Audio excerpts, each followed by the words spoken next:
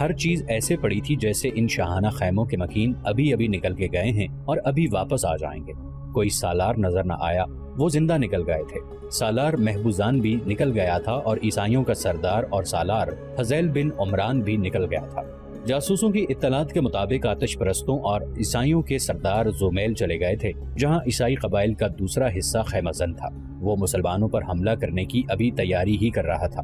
وہ جس لشکر کا حصہ تھا اس کے 3 حصے تباہ ہو چکے تھے۔ زومیل والے اس لشکر کا سردار ربیعہ بن بجیر تھا۔ مال غنیمت میں مسلمانوں کو جو سب سے زیادہ قیمتی اور کارآمد چیز ملی وہ ہزاروں گھوڑے تھے جو انہیں زینوں سمیت مل گئے تھے۔ اس سے آگے سنہ اور زمیل 2 مقامات تھے جہاں بنی تغلب، نمر اور ایاد کے عیسائی مسلمانوں کے خلاف خیمہ زن تھے۔ وہ بھی مسلمانوں کو ہمیشہ کے لیے ختم کرنے کے ارادے سے گھروں سے نکلے تھے۔ عیسائیوں کے سردار عقا بن ابی عقا کا بیٹا بلال بن عقا بھی کہیں آگے تھا۔ وہ اپنے باپ کے قتل کا انتقام لینے کے لیے عیسائی لشکر کے ساتھ آیا تھا۔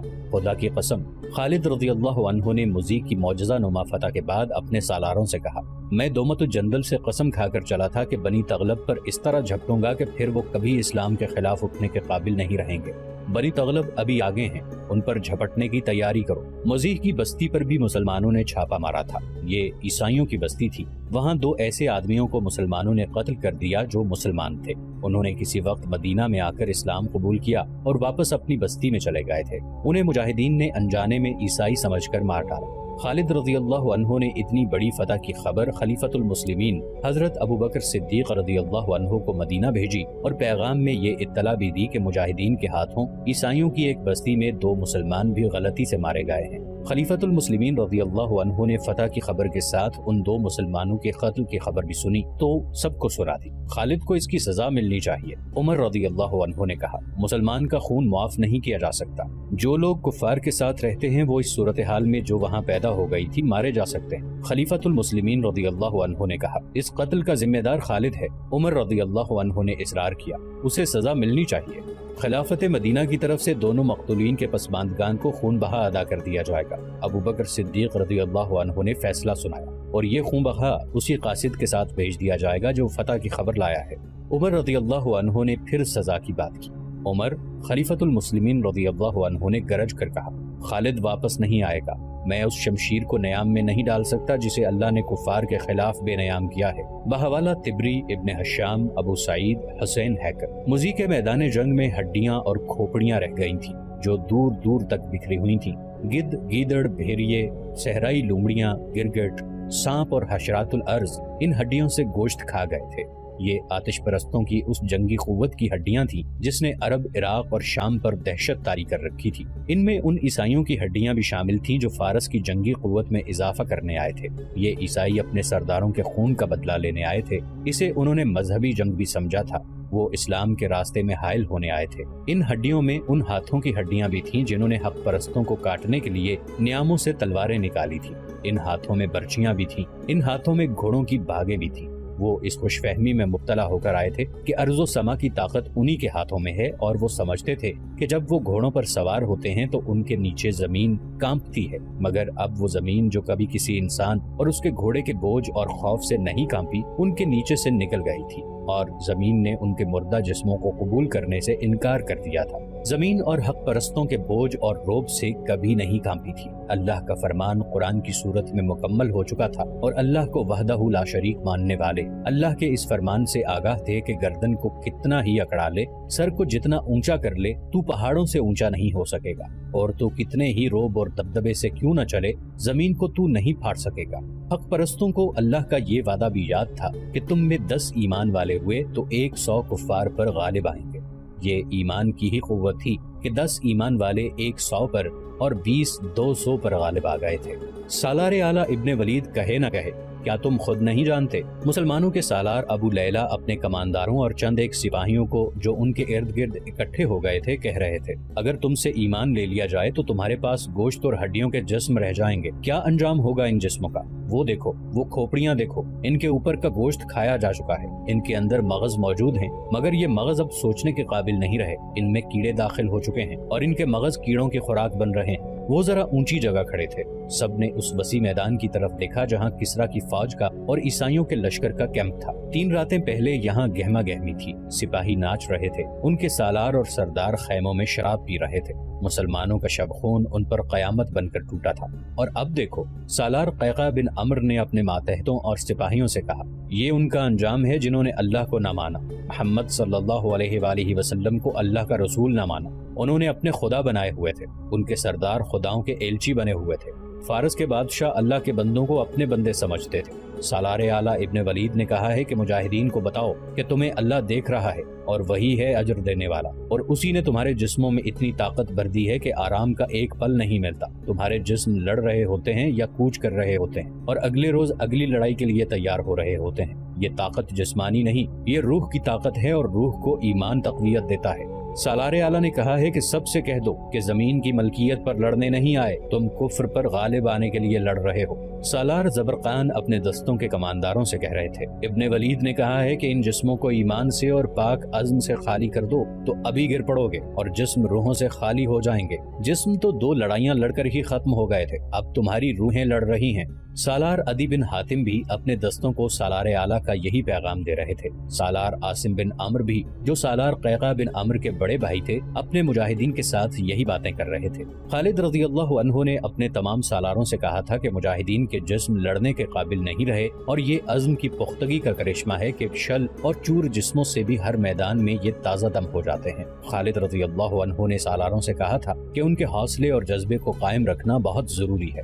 دشمن کے پاؤں اکھڑے ہوئے ہیں، خالد رضی اللہ عنہ نے کہا تھا، اسے سنبھلنے کی مہلت مل گئی تو یہ ہمارے لیے خطرناک ثابت ہو سکتی ہے، اور میرے رفیقوں، جس طرح اللہ ہمیں فتح پر فتح عطا کرتا چلا جا رہا ہے، یہ فتوحات بھی خطرناک ثابت ہو سکتی ہیں۔ ہمارا یہ لشکر کہیں یہ نہ سمجھ لے کہ ہمیں شکست ہو ہی نہیں سکتی۔ انہیں بتاؤ کہ انہیں دشمن پر ہر میدان میں غالب کرنے والا صرف اللہ ہے، اس کی ذات باری کو دل سے نہ نکالیں اور تکبر سے بچیں۔ مدینہ کے مجاہدین کا حوصلہ تو بھاگتے دشمن کو میدان جنگ میں اس کے زخمیوں کو تڑپتا اور لاشوں کو سرد ہوتا دیکھ کر تر و تازہ ہو جاتا تھا، لیکن وہ آخر انسان تھے اور انسان کوتاہی کا مرتکب بھی ہو سکتا ہے، اپنا سر غرور اور تکبر سے اونچا بھی کر سکتا ہے۔ خالد رضی اللہ عنہ اس خطرے کو محسوس کر رہے تھے، انہوں نے کفار پر اپنی دہشت طاری کر کے اسے نفسیاتی لحاظ سے بہت کمزور کر دیا تھا، لیکن ان مورخین کے مطابق جو جنگی امور کو سمجھتے تھے، خالد رضی اللہ عنہ کو یہ خطرہ نظر آ رہا تھا کہ ان کی سپاہ اس مقام تک نہ پہنچ جائے جہاں یکے بعد دیگرے کئی فتوحات کے بعد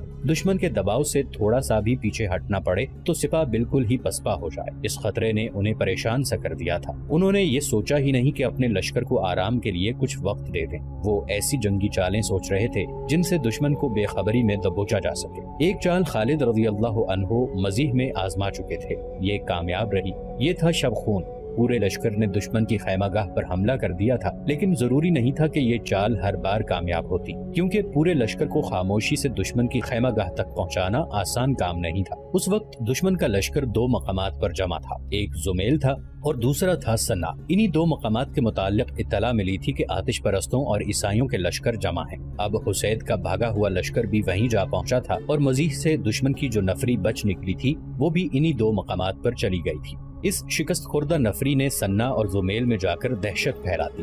وہاں سردار اور سالار بھی تھے، انہیں بہت مشکل پیش آئی۔ جذبے کے لحاظ سے لشکر لڑنے کے قابل نہیں تھا، جسمانی لحاظ سے لشکر تازہ دم تھا۔ سنا میں ان کی عورتیں بھی تھیں اور بچے بھی تھے۔ عورتوں نے مردوں کو بزدلی اور بے غیرتی کے طعنے دیے اور انہیں لڑنے کے لیے تیار کیا۔ ان 2 مقامات پر جنگ کی تیاریوں کا منظر جنگ جیسا ہی تھا۔ سوار اور پیادے تیغ زنی کی مشق صبح سے شام تک کرنے لگے۔ سوار دستوں کو حملہ کرنے اور حملہ روکنے کی مشقیں کرائی جانے لگیں۔ اس وقت تک کسرا کے سالار اور ان کے اتحادی عیسائیوں کے سردار خالد رضی اللہ عنہ کی جنگی چالیں سمجھ چکے تھے، لیکن چالیں سمجھنے سے کیا ہوتا ہے؟ عیسائیوں کے ایک قبیلے کا سردار ربیہ بن بجیر کہہ رہا تھا، دل کو ذرا مضبوط رکھیں تو ان تھوڑے سے مسلمانوں کو کچلنا کوئی مشکل نہیں۔ اس کے پاس عیسائیوں کے بڑے سردار عقا بن عقا کا بیٹا بلال بن عقا بیٹھا ہوا تھا۔ عقا بن ابی عقا سرداروں میں سرکردہ سردار تھا۔ اس نے للکار کر کہا تھا کہ وہ خالد رضی اللہ عنہ کا سر کاٹ کر لائے گا، مگر عین التمر کے مارکے میں وہ پکڑا گیا۔ اس سے پہلے خالد رضی اللہ عنہ نے قسم کھائی تھی کہ وہ عقا کو زندہ پکڑیں گے۔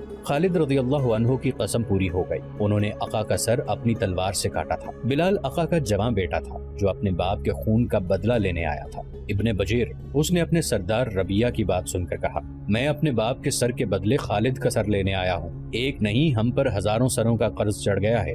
ربیہ بن بجیر نے کہا۔ وہ کچھ دیر تک باتیں کرتے رہے، پھر بلال بن عقا چلا گیا۔ رات کا وقت تھا، رات سرد اور تاریک تھی، مہینہ نومبر کا تھا اور اسی شام رمضان کا چاند نظر آیا تھا۔ بلال باہر جا کر رک گیا۔ وہ اپنے لشکر کے خیموں سے کچھ دور تھا، اسے ایک طرف سے اپنی طرف کوئی آتا نظر آیا۔ نیا چاند کبھی کا ڈوب چکا تھا، تاریک رات میں چلتے پھرتے انسان متحرک سائے لگتے تھے۔ سایہ جو بلال کی طرف آ رہا تھا قریب آیا تو بلال نے دیکھا کہ وہ کوئی آدمی نہیں، عورت ہے۔ ابن عقا، عورت نے کہا، میں صابحہ ہوں، صابحہ بنت ربیہ بن بجیر، ذرا رک سکتے ہو میرے خاطر؟ او، ربیہ بن بجیر کی بیٹی؟ بلال بن عقا نے مسرور سے لہجے میں کہا، کیا میں ابھی تیرے گھر سے اٹھ کر نہیں آیا؟ لیکن جو بات کہنی ہے وہ میں باپ کے سامنے نہیں کہہ سکتی تھی۔ صابحہ نے کہا، کیا تو نے مجھے اپنے قابل سمجھا ہے؟ بلال نے کہا، بات جو تو کہنا چاہتی ہے وہ پہلے ہی میرے دل میں ہے، غلط نہ سمجھ ابن عقا۔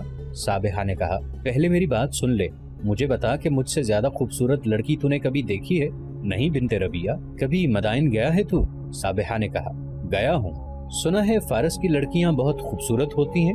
صابحہ نے کہا، کیا وہ مجھ سے زیادہ خوبصورت ہیں؟ کیا یہ اچھا نہیں ہوگا کہ تو وہ بات کہہ دے جو تیرے دل میں ہے؟ بلال نے پوچھا اور کہا، میں نے تجھ سے زیادہ کسی لڑکی کو کبھی حسین نہیں سمجھا، میں تجھے تیرے باپ سے مانگنا چاہتا تھا، میں نہیں جانتا تھا کہ تیرے دل میں پہلے ہی میری محبت پیدا ہو چکی ہے۔ محبت تو اب بھی پیدا نہیں ہوئی، صابحہ نے کہا، میں کسی اور کو چاہتی ہوں، آج سے نہیں، اس دن سے چاہتی ہوں جس دن سے میں نے محسوس کیا تھا کہ میں جوان ہونے لگی ہوں، اور جوانی ایک ساتھی کا مطالبہ کرتی ہے۔ پھر مجھ سے کیا کہنے آئی ہے تو؟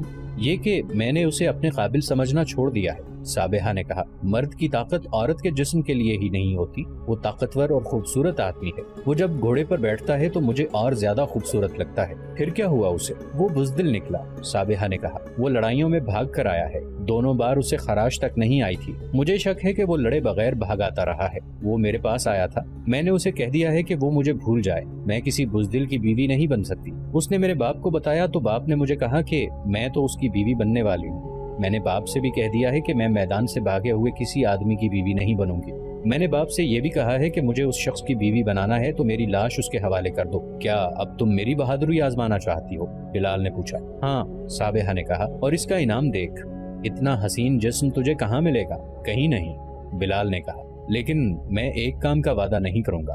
ہمارے سردار اور ہمارے قبیلوں کے جوشیلے جوان یہ اعلان کر کے مسلمانوں کے خلاف لڑنے جاتے ہیں کہ مسلمانوں کے سالار خالد بن ولید کا سر کاٹ کر لائیں گے، مگر وہ خود کٹ جاتے ہیں یا بھاگ آتے ہیں۔ میں ایسا وعدہ نہیں کروں گا۔ خالد کا سر کون کاٹے گا اس تک کوئی پہنچ ہی نہیں سکتا۔ میں ایسا وعدہ نہیں لوں گی، صابحہ نے کہا۔ میں تیرے منہ سے نہیں، دوسروں سے سننا چاہتی ہوں کہ تو نے سب سے زیادہ مسلمانوں کو قتل کیا ہے اور مسلمانوں کو شکست دینے میں تیرا ہاتھ سب سے زیادہ ہے۔ میں یہ بھی وعدہ کرتی ہوں کہ تو مارا گیا تو میں کسی اور کی بیوی نہیں بنوں گی، اپنے آپ کو ختم کر دوں گی۔ میں تجھے ایک بات بتا دیتا ہوں صابحہ، بلال نے کہا، میں تیری خاطر میدان میں نہیں اتر رہا، میرے اوپر میرے باپ کے خون کا قرض ہے، میں نے یہ قرض چکانا ہے۔ میری روح کو تسکین تب ہی ہوگی جب میں ابن ولید کا سر اپنی برچھی پر لاؤں اور بنی تغلب کے بچے بچے کو دکھاؤں، لیکن وہ بات کیوں زبان پر لاؤں جو ہاتھ سے نہ کر سکوں؟ اس تک پہنچوں گا ضرور، راستے میں جو آئے گا اسے کاٹتا جاؤں گا۔ میں نے اپنا گھوڑا تبدیل کر لیا ہے، ہوا سے تیز ہے اور بڑا ہی طاقتور۔ میں تیری طاقت، تیزی اور پھرتی دیکھنا چاہتی ہوں۔ صابحہ نے کہا، اگر ایسا ہو تو مجھے ساتھ لے چل، مردوں کی طرح لڑوں گی، لیکن اگر تو نے پیٹھ دکھائی تو میری تلوار تیری پیٹھ میں اتر جائے گی۔ میں تجھے مال غنیمت میں مسلمانوں کے حوالے نہیں کرنا چاہتا، بلال نے کہا، اور یہ بھی سن لے صابحہ، میرا باپ عقا بن ابی عقا یہی عہد کر کے گیا تھا کہ وہ خالد بن ولید کو خون میں نہلا کر آئے گا، مگر اس نے ہتھیار ڈال کر اپنے آپ کو مسلمانوں کے حوالے کر دیا۔ معلوم نہیں مسلمانوں کو کس نے بتا دیا کہ یہ شخص ابن ولید کا خون بہانے کا عہد کر کے آیا تھا۔ ابن ولید نے میرے باپ کو قیدیوں سے الگ کیا اور سب کے سامنے اپنی تلوار سے اس کا سر کاٹ دیا۔ میں تجھے بھی یہی کہتا ہوں کہ وہ بات نہ کہے جو تو نہیں کر سکتی، اور میں تجھے ایک بات کہنا چاہوں جو تجھے اچھی نہیں لگے گی۔ صابحہ نے کہا، اگر اب میرے قبیلے نے میدان ہار دیا تو میں اپنے آپ کو مسلمانوں کے حوالے کر دوں گی اور ان سے کہوں گی کہ میں اس آدمی کی بیوی بننا چاہتی ہوں جو سب سے زیادہ بہادر ہے۔ ہم اس کوشش میں اپنی جانیں لڑا دیں گے کہ مسلمان ہماری عورتوں تک نہ پہنچ سکیں۔ بلال بن عقا نے کہا، لیکن کوئی نہیں بتا سکتا کیا ہوگا۔ ایک طرف تیرے دل میں مسلمانوں کی دشمنی ہے اور دوسری طرف تم اپنے آپ کو مسلمانوں کے حوالے کرنے کی باتیں کرتی ہو۔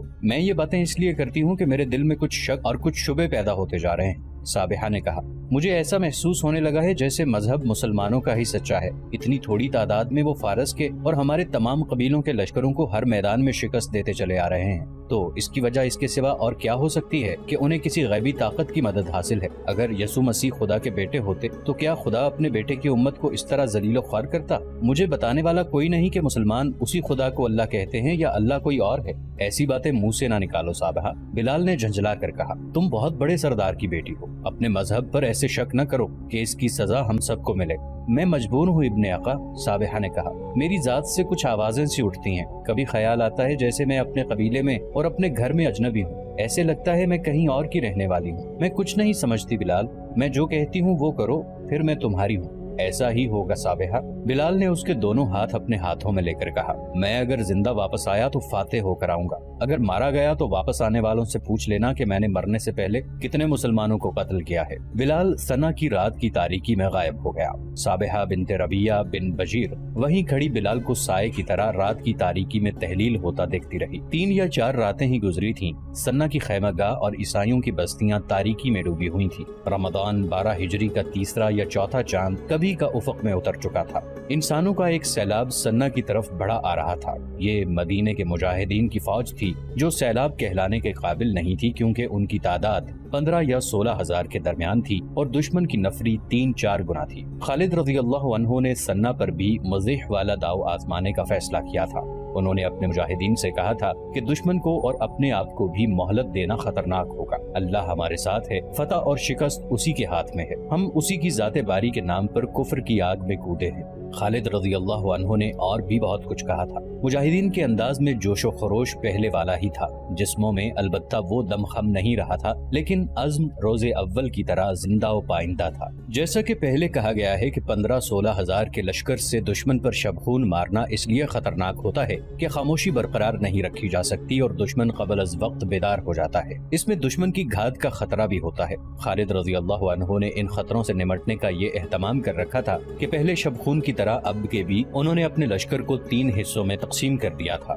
सालार भी वही थे जिन्हें पहले शबखून का तजर्बा हासिल हो चुका था। अब जासूसों ने उन्हें दुश्मन के क़याम की जो इत्तलाएं दी थीं, उनके मुताबिक मदाइन की फौज और ईसाइयों का लश्कर एक ही खैमागाह में नहीं थे। खैमागाह में सिर्फ मदाइन की फौज थी और ईसाई अपनी बस्तियों में थे।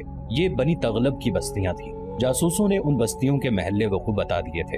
खालिद रज़ियल्लाहु अन्हु ने अपनी फौज के एक हिस्से की कमान सालार कैका को और दूसरे हिस्से की कमान सालार अबू लैला को दे दी थी। तीसरा हिस्सा अपनी कमान में रखा। उन्होंने कैका और अबू लैला को ईसाई कबीले बनी तगलब की बस्तियों पर शबखून मारना था, जो बस्तियों की निस्बत जरा करीब थी। तीनों हिस्सों को बैक वक्त हमला करना था। मुअर्रिखीन ने लिखा है कि खालिद रज़ियल्लाहु अन्हु ने हुक्म दिया था कि किसी औरत और किसी बच्चे पर हाथ न उठाया जाए। कुफ्फार को मजीह के मकाम पर मुसलमानों के एक शबखून का बड़ा ही तल्ख तजर्बा हो चुका था। उन्होंने सन्ना की खैमागाह के इर्द गिर्द पहरे का बड़ा सख्त इंतजाम कर रखा था। गश्ती पहरे का इंतजाम भी था। 4-4 घुड़सवार खैमागाह से दूर दूर तक गश्त करते थे। मुसलमान जासूसों ने खालिद रज़ियल्लाहु अन्हु को इस इंतजाम की भी इत्तला दे दी थी। खालिद रज़ियल्लाहु अन्हु ने इस इंतजाम को बेकार करने का बंदोबस्त कर दिया था। सन्ना से कुछ दूर खालिद रज़ियल्लाहु अन्हु की फौज पहले से तय किए हुए मंसूबे के मुताबिक रुक गई। उसे आगे की इत्तला के मुताबिक आगे बढ़ना था। चंद एक शुतर सवार जो मुसन्ना बिन हारिसा के आजमाए हुए छापामार थे,